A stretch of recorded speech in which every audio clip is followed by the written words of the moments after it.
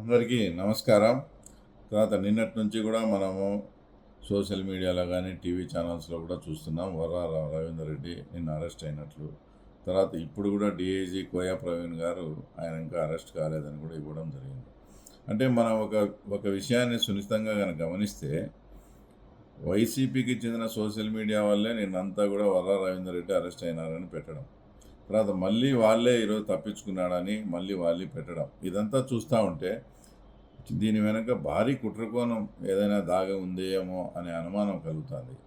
అంటే ఎందుకంటే ఇప్పుడు అరెస్ట్ అయినామని చెప్పడం, వాళ్ళే తప్పించుకున్నామని చెప్పి వాళ్ళే అతనికి ఏదన్నా కానీ ప్రమాదం సృష్టించి అతని ప్రాణానికి ఏదన్నా హాని చేసి అప్పుడు ఆ నెపం అంతా కూడా ఆంధ్ర పోలీసుల మీద కానీ అలాగే తెలుగుదేశం పార్టీ మీద వేయాలనే ఒక భారీ కుట్ర జరుగుతుందనేది వచ్చి స్పష్టంగా మాకు అనుమానాలు వస్తున్నాయి.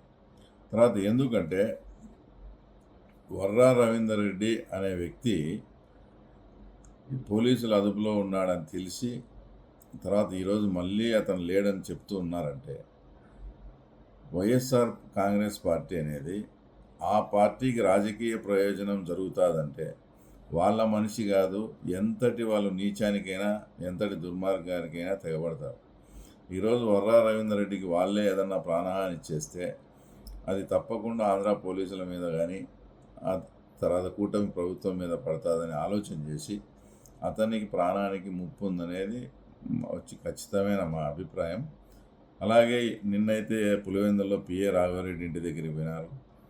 ఈ రాఘవరెడ్డి అనే అతనికి అంతకుముందు గతంలో వివేకానంద రెడ్డి హత్య విషయంలో కానీ ఇప్పుడు రవీందర్ రెడ్డితో ఈ 2-3 రోజుల నుంచి కానీ కంటిన్యూస్గా టచ్లో ఉన్నాడు.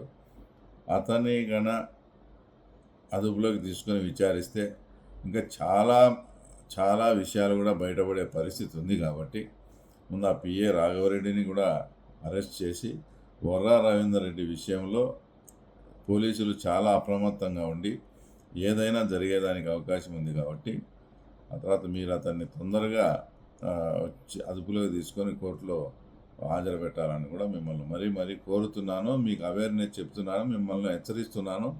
వాళ్ళే ఏదైనా ప్రమాణం చేసి మీ మీద తోసే పరిస్థితులు స్పష్టంగా అనుమానాలు ఉన్నాయి. కాబట్టి దయచేసి మీరు ఆ విషయంలో అప్రమత్తంగా ఉండి అతను ఎక్కడ ఉన్నా కూడా తొందరగా వెతికి పట్టుకోవాలని అతను మీ ద్వారా కోరుతాం.